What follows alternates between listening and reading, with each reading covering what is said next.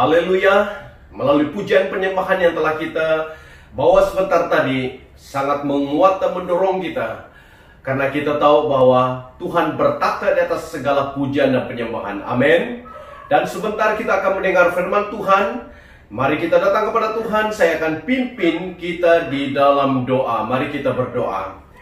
Bapa di surga, kami bersyukur kepadamu sebab Engkau Tuhan yang luar biasa, setia menjaga kami, meneguhkan kami, menguatkan kami, sehingga kami dapat hidup pada hari ini. Bukan karena kami kuat, tetapi karena keperkasaan Tuhan yang memberikan kami kekuatan daripada Roh-Mu yang menguasai seluruh kehidupan kami, sehingga kami mampu melangkah di dalam kemenangan demi kemenangan karena Tuhan di pihak kami. Dengan itu Bapa, saya serahkan seluruh jemaat Tuhan di SIB Seramban dan umat Tuhan di seluruh dunia, agar Tuhan sendiri akan dapat memberikan kami suatu kesadaran tentang hidup kekristenan kami sebagai orang yang memiliki sebuah standar, satu standar yang luar biasa tinggi standarnya. Sebab kami tahu bahwa standar kehidupan kami bergantung kepada Alkitab, bersandar kepada Alkitab, bersandar kepada ajaran-Mu Yesus Kristus.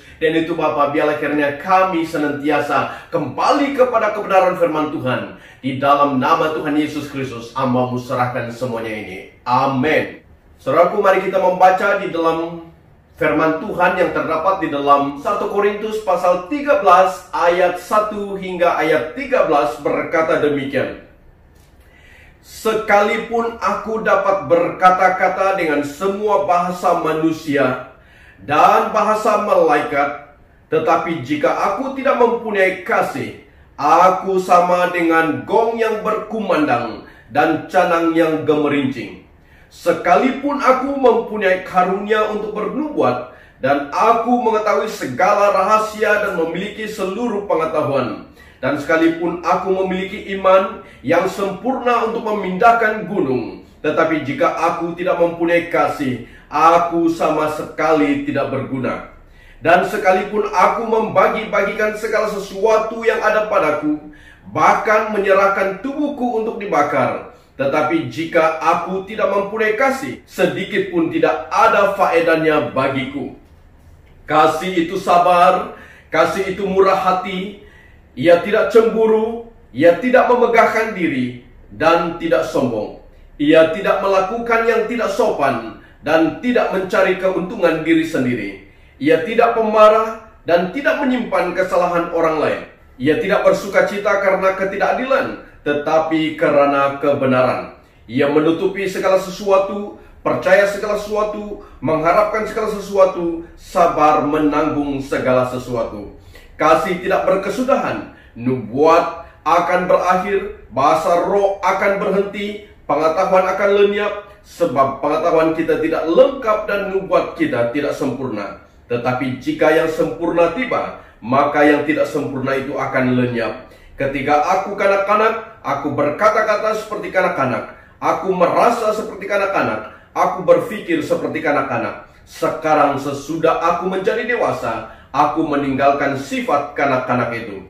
Karena sekarang kita melihat dalam cermin suatu gambaran yang samar-samar, tetapi nanti kita akan melihat muka dengan muka. Sekarang aku hanya mengenal dengan tidak sempurna, tetapi nanti aku akan mengenal dengan sempurna, seperti aku sendiri dikenal. Demikianlah tinggal ketiga hal ini, yaitu iman, pengharapan, dan kasih. Dan yang paling besar di antaranya ialah kasih.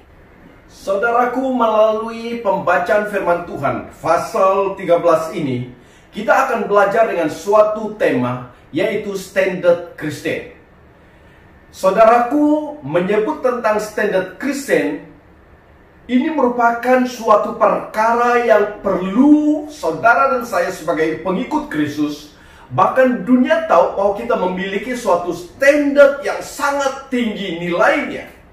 Dan standar itu adalah kasih. Kasih adalah standar yang dipakai untuk mengukur kehidupan kekristenan kita. Kehidupanmu sebagai pengikut Tuhan, pengikut Kristus adalah kasih. Dan apa yang kita dapat pelajari dari pasal ini mengenai standar ukuran bagi hidup kita sebagai orang yang percaya kepada Tuhan Yesus. Ada 3 fakta utama mengenai kasih yang dapat kita pelajari dari pasal 13 ini. Saudaraku, yang pertama, standar kasih yang pertama yang kita belajar daripada bahagian ini yang terdapat di dalam ayat 1 sampai ayat 3 adalah keunggulan kasih. Itu standar pertama bila menyebut tentang kasih sebagai standar kehidupan Kristen. Maka kita perlu lihat keunggulan kasih itu seperti mana diceritakan di dalam bagian firman Tuhan dalam ayat 1 hingga ayat 3 yang berkata tentang keunggulan kasih tersebut. Saudaraku, dikatakan dalam ayat 1 mengatakan, sekalipun aku, kata Paulus, dapat berkata-kata dengan semua bahasa manusia dan bahasa malaikat. Saudaraku, ini berbicara tentang bahasa, kemampuan untuk berkomunikasi, kemampuan untuk berbicara, bahasa seluruh bahasa manusia di muka bumi ini, kata Paulus. Bukan saja bahasa manusia, tetapi bahasa malaikat. Kalau aku memiliki semua bahasa ini, kata Paulus, tetapi jika aku tidak mempunyai kasih, katanya, aku sama dengan gong yang berkumandang dan canang yang gemerincing. Saudaraku, lihat baik-baik. Paulus menyatakan tentang keunggulan kasih di dalam standar kekristenan adalah bukan hanya Anda mampu memiliki segala kemampuan. Dari segi ilmu, bahasa Anda mampu menguasai semua bahasa manusia, bahasa malaikat. Tetapi jika tidak ada kasih, kata Paulus, tidak ada gunanya. Berarti standar keunggulan kasih itu adalah standar yang tertinggi. Dan kita dapat melihat juga dikatakan dalam ayat 2, sekalipun aku mempunyai karunia untuk bernubuat dan aku mengetahui segala rahasia dan memiliki seluruh pengetahuan, dan sekalipun aku memiliki iman yang sempurna untuk memindahkan gunung.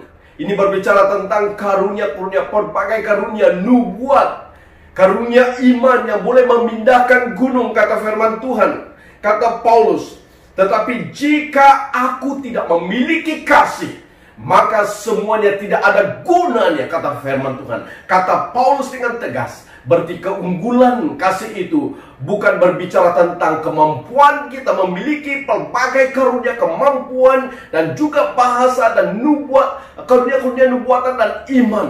Kata Paulus, jika aku tidak memiliki kasih, semuanya tidak ada guna langsung. Bahkan juga dalam ayat 3 mengatakan, dan sekalipun aku membagi-bagikan segala sesuatu yang ada padaku, bahkan menyerahkan tubuhku untuk dibakar. Saudaraku, berbicara tentang segala sesuatu yang kita miliki, harta benda, kekayaan, uang, ringgit dan sebagainya, kita menyerahkan, memberi dan membagikannya kepada orang-orang miskin, kepada siapapun. Dalam arti kata lain, kita memberi pertolongan. Bahkan dikatakan kalau kita dapat menyerah diri kita dibakar sekalipun, maksudnya pengorbanan, mengorbankan nyawa kita sekalipun untuk tujuan-tujuan tertentu. Tetapi kalau tidak dilandas dengan kasih, maka semuanya tidak ada guna, kata Paulus kepada jemaat di Korintus. Dan itu saudaraku, pertama standar yang kita belajar adalah keunggulan kasih itu.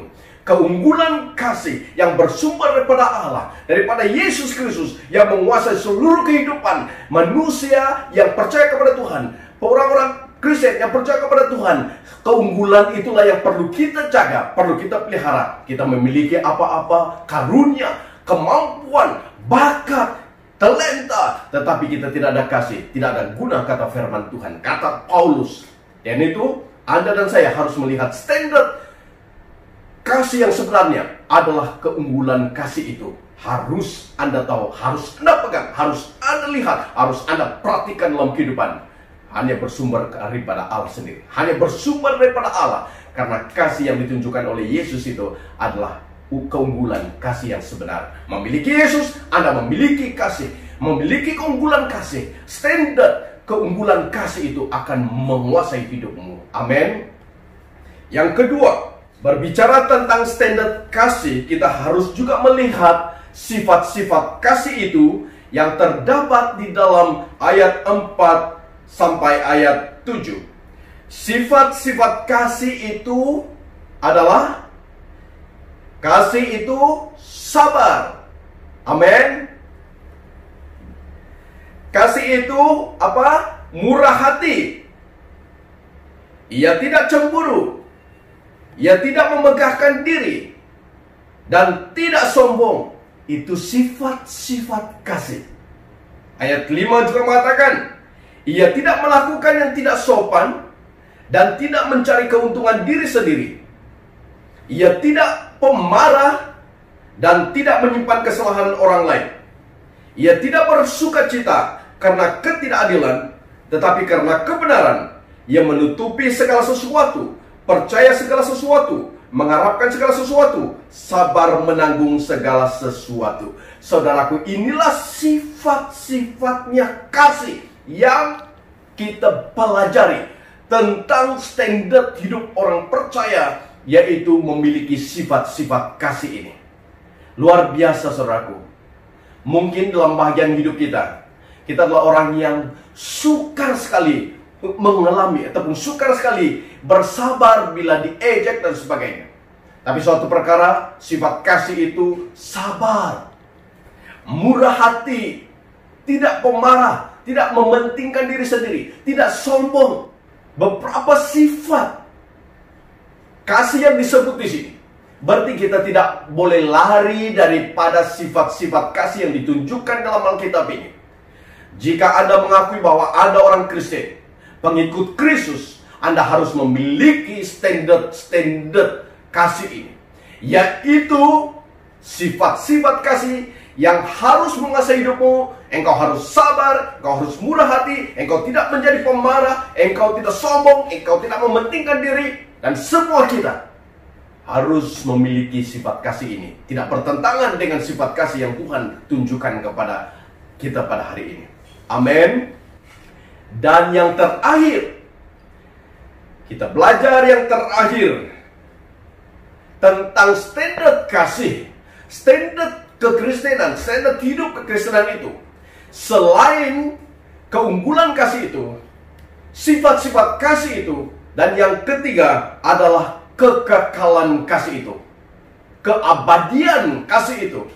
Sifatnya, kekekalan kasih itu, saudaraku, di dalam ayat 8 hingga ayat 13 bercerita tentang perkara ini. Dikatakan dalam ayat 8, kasih tidak berkesudahan. Itulah bahagian daripada standar kehidupan kita sebagai orang percaya. Harus mengetahui standar kekristenan yang telah ditetapkan, yaitu kasih itulah pemegang kuat hidup kita. Sebab kasih Allah Bapa ditunjukkan dalam Yesus Kristus menguasai seluruh kehidupan kita, dan kasih ini tidak boleh menjadi berkurangan. Banyak hal yang kita belajar di sini. Dikatakan bahasa roh akan berakhir, nubuatan akan berakhir, pengetahuan juga akan lenyap, saudaraku.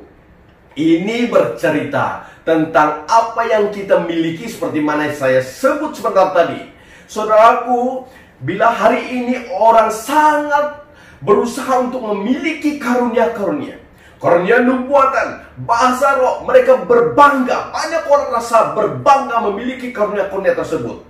Dan bila mereka berdoa, mereka menggunakan karunia-karunia tersebut. Bila mereka berdoa, mereka menampilkan, mereka menyatakan, bahkan mereka lebih suka menyatakan sesuatu nubuatan, penglihatan, pengetahuan-pengetahuan. Mereka menyatakannya, bahkan menggunakan karunia-karunia yang ada, termasuk karunia bahasa roh, kata firman Tuhan di dalam ayat 8 tadi. Bahasa roh akan berhenti, bahasa roh akan berhenti, pengetahuan akan berhenti, dan juga nubuatan akan berhenti. Tetapi kasih tidak akan ada kesudahannya. Amin, saudaraku. Kasih tidak ada kesudahannya. Itu kata firman Tuhan. Berarti kekekalan kasih itulah yang menjadi standar hidup saudara dan saya sebagai pengikut Yesus Kristus. Amin. Sebab di dalam ayat 9 mengatakan, sebab pengetahuan kita tidak lengkap dan nubuatan kita tidak sempurna. Tetapi jika yang sempurna tiba, maka yang tidak sempurna itu akan lenyap. Kita akan menuju kepada kesempurnaan di dalam Yesus Kristus.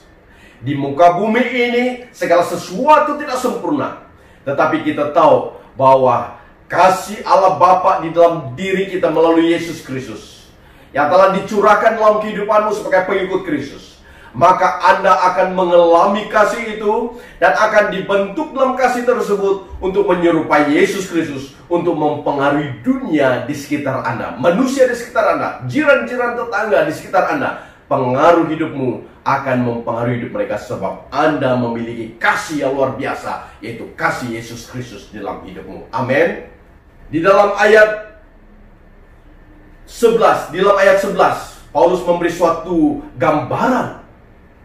Dia katakan, ketika aku kanak-kanak, aku berkata-kata seperti kanak-kanak. Aku merasa seperti kanak-kanak. Aku berpikir seperti kanak-kanak. Sekarang sesudah aku menjadi dewasa, aku meninggalkan sifat kanak-kanak itu. Saudaraku, perubahan sikap kita harus terjadi. Bukan selama-lamanya kita menjadi kanak-kanak secara rohani, tapi kita harus bertumbuh makin dewasa, mencari apa yang lebih diutamakan, lebih penting dalam kehidupan kita. Bukan hal-hal yang saya sebut, yang Paulus sebut sebentar tadi, tentang karunia-karunia itu. Kita berusaha berebut-rebut, bahkan berusaha sungguh-sungguh mencari karunia-karunia itu. Tetapi kalau tanpa dilandas dengan kasih, maka semuanya sia-sia. Dengan itu, ubah cara berpikir kita, bahwa yang paling penting, yang paling utama, yang Paulus katakan adalah kasih yang bersifat kekal, abadi adanya. Amin. Dan di dalam ayat 12 dia memberi suatu gambaran juga.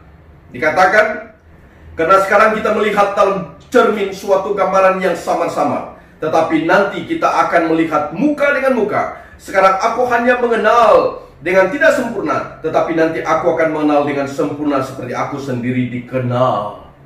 Dikenal oleh Bapa Surgawi, dikenal oleh Yesus Kristus.